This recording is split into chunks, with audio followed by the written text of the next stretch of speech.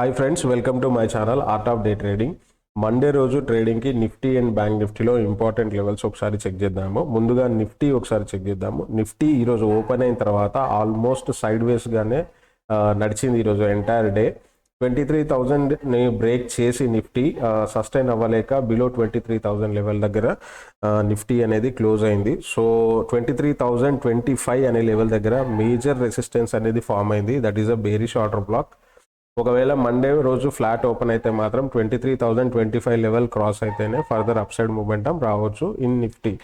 ఒకవేళ Nifty 23,025 level cross అయ్యి అప్సైడ్కి వెళ్తే there is no resistant levels, అంటే అదే ఆల్ టైమ్ హై కాబట్టి రెసిస్టెన్స్ లెవెల్స్ని మనం డ్రా చేయలేము.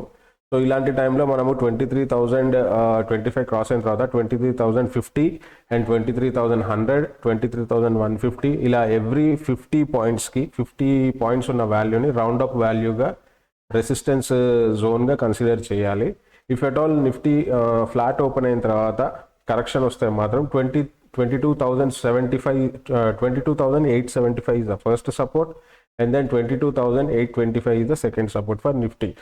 ఒకసారి నిఫ్టీ డే క్యాండిల్ అబ్జర్వ్ చేస్తే నిఫ్టీ డే క్యాండిల్ అనేది ప్రీవియస్ డే క్యాండిల్ హై ఎబోలో క్లోజ్ అవ్వకుండా ప్రీవియస్ డే క్యాండిల్ హై కంటే కిందకు వచ్చి క్లోజ్ అయింది కాబట్టి అదొక బేరిష్నెస్కి అదొక వీక్నెస్కి ఒక సైన్గా అర్థం చేసుకోవాలి. ఒకసారి బ్యాంక్ నిఫ్టీ వాల్యూస్ చెక్ చేద్దాము.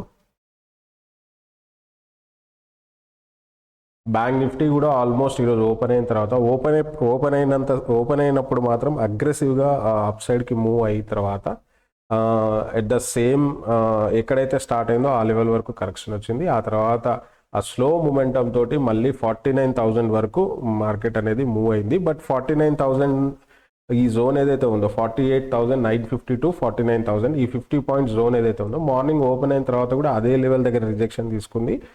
అండ్ ఈవినింగ్ కూడా ఆ లెవెల్ని బ్రేక్ చేయలేక ఆ జోన్ని బ్రేక్ చేయలేక ఆ జోన్లోనే క్లోజ్ అయింది.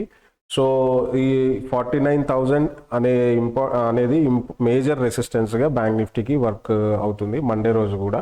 ఇఫ్ ఎట్ ఆల్ మండే మా బ్యాంక్ నిఫ్టీలో ఫ్లాట్ ఓపెన్ అయితే మాత్రం 49,000 లెవెల్ని క్రాస్ అయితేనే further upside momentum we will see in bank Nifty.